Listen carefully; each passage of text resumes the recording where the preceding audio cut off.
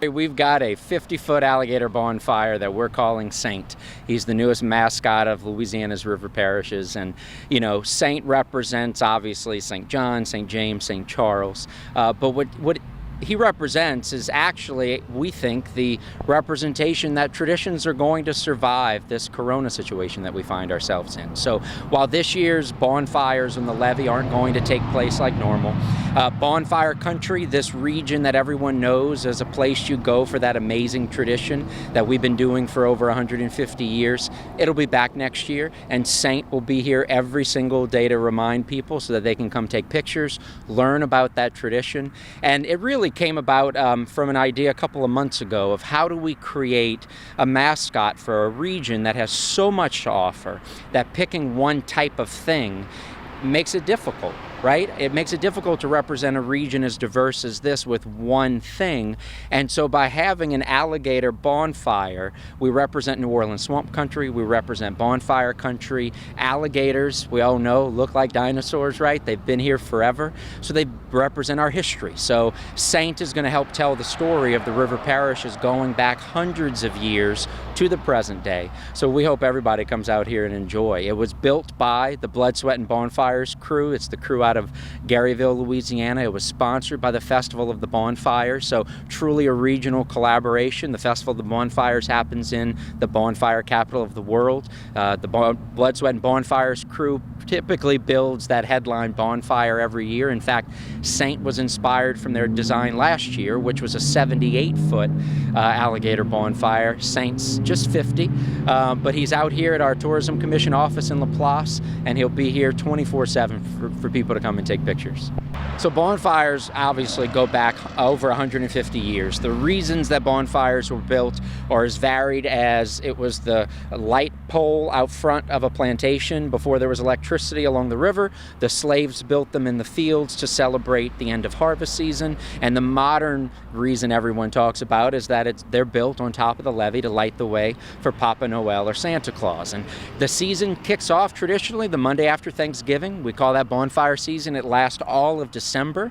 Family, friends, multi-generations get together, cut down the wood, design their bonfire, and then build it over the course of a couple of weeks leading up to Christmas Eve, when the bonfires are lit for Papa Noel. And anyone that's been knows you don't know it until you've gone to it. It's one of the most unique traditions that exist in Louisiana, I would argue the nation and world. But it's literally, I call it the Cajun Man Burning Festival. It's 200 big piles of wood that are lit on fire with fireworks and firecrackers and explosions and tons of music, pots of gumbo, hot chocolate, and it's really just a 10-mile long outdoor Cajun local open house where everyone's welcome and no one's a stranger.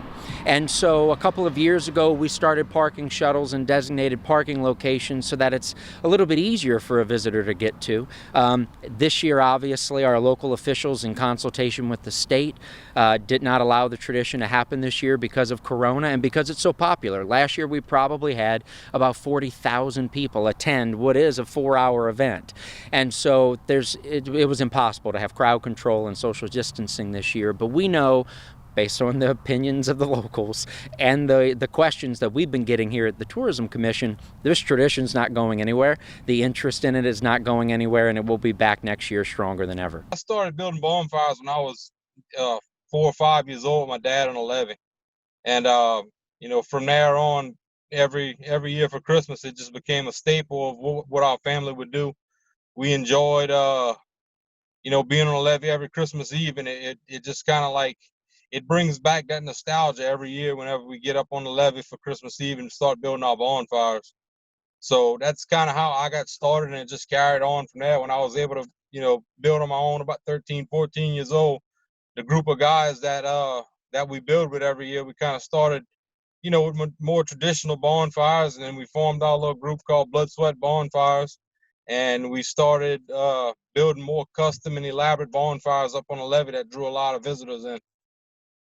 Last year, we built the 78-foot alligator on the levee, and it kind of caught on with a lot of people around the parish. And, Buddy and everybody at the commission here wanted to kind of replicate that bonfire here as a, just kind of like a landmark here for tourists who are coming traveling through the sea. So he had contacted us a few months back about building it. So we developed a plan and got the ball rolling and set everything in motion. And just recently we started on this project this past Monday. And the plans kind of coincided along what we did on the levee. And we used a slightly different, procedure for this, as because we were using wood, more suited for a permanent fixture instead of, cutting logs out of the woods like we normally do. So, we bought construction materials and kind of had to scratch our heads a little bit on trying to figure it out doing it this way, but we went on ahead and replicated that bonfire we had built on the levee on a slightly smaller scale. This one's 53 feet long from nose to tail. The other one was 78 feet long nose to tail. This one here is built out of pressure treated lumber, and we got an interior frame structure similar to what we did with the bonfire. I think another big thing to note about this is it's going to be up for a while for people to see. This won't be something like a bonfire which is burned, so you can come out anytime and look at it over here on side of Belterre.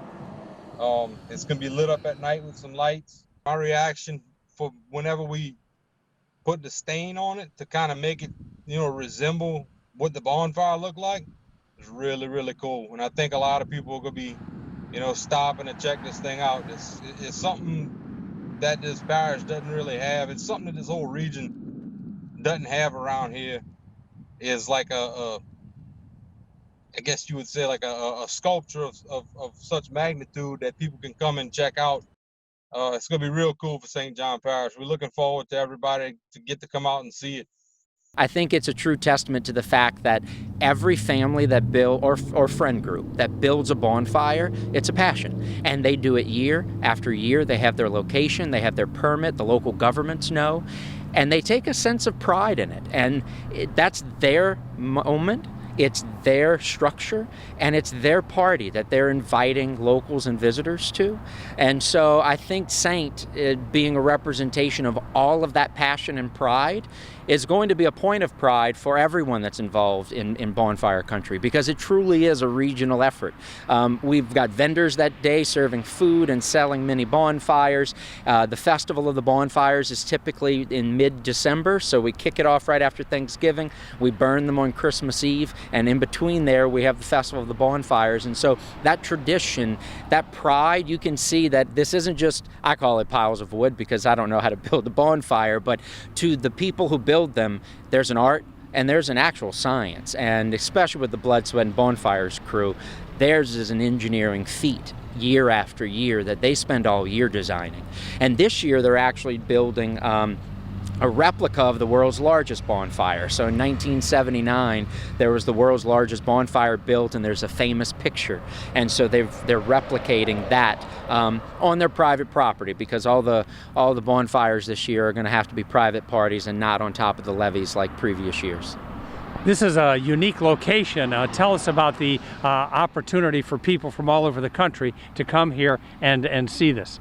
Well, and so this is our tourism office in the center of Louisiana's river parishes in Laplace, but it's right off the interstate. And the beauty of that is it allows the visitor on I-10, I-55, anybody traveling to or from New Orleans, they can pull over and visually capture, right, a moment of their visit, and also our history will live in that picture forever. And so we're hoping that visitors and locals alike come take pictures all day, all year, 365. Saint's not going anywhere. He'll be maintained as a mainstay and now mascot of Louisiana's river parishes.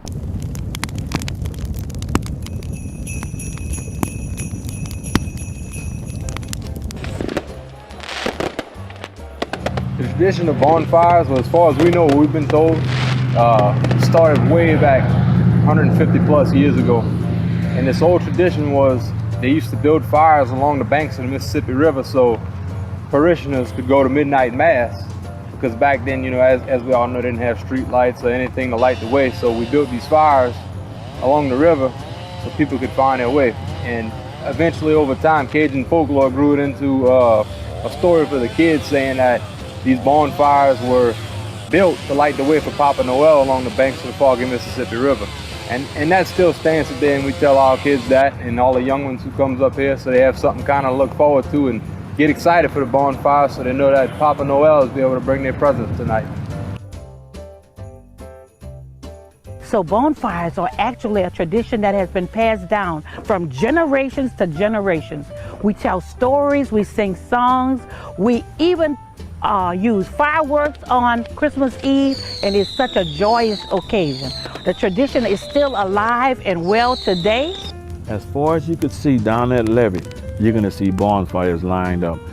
And another thing is just open doors to people throughout the world to come and experience what we experience building these bonfires. The community come together and share the talent of showing off the talents of building bonfires. And when I say bonfires, I mean we build some very, very high design bonfires, from turtles to oil rig to airplanes to submarines to ships, you name it, they build it. I don't know if you're gonna find it anywhere else but St. John and St. James Parish. We don't do it for us, we do it for the people around us in the community so they can enjoy it. So these kids, they bring their cardboard from their houses, you know, the Christmas tree boxes, refrigerator boxes, whatever they can find. And they line up 100 yards across the back of the levee, and they slide all day long. It's a free babysitter, it really is. And these kids enjoy it, you know, and everybody wins. It's free, and put smiles on their faces. It's gonna create memories for those kids, just like this levee created memories for us when we were kids. And that's what we want to keep on. We want to keep on the smiles on the kids' faces, the billions and trillions of cardboards on back to levee the next day. From all of the kids, you know, every single one of them piece of cardboards had 4 or 5 smiles on it. How can people get more information? They can go to explorebonfirecountry.com. explorebonfirecountry.com. Information on how to build a bonfire, how to be a certified bonfire builder. We had maps and diagrams of this year, but that'll come back next year. There's also a history of the bonfire video that's available at explorebonfirecountry.com, and a map to get to Saint.